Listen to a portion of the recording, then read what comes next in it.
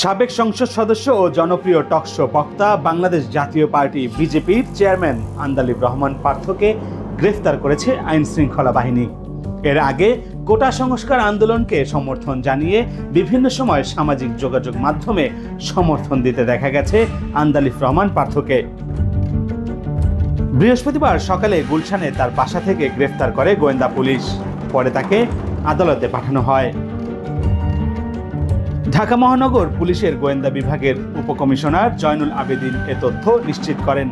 পুলিশের এই কর্মকর্তা বলেন, মহাখালীতে সেতু ভবন ভাঙচুর ও অগ্নিসংযোগের মামলায় তাকে গ্রেফতার করা হয়েছে।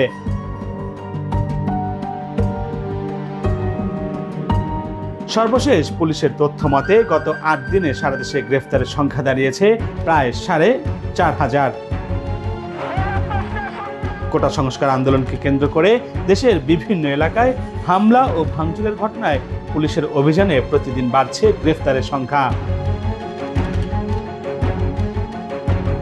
রাকিব হাসান, বার্তা 24, ঢাকা।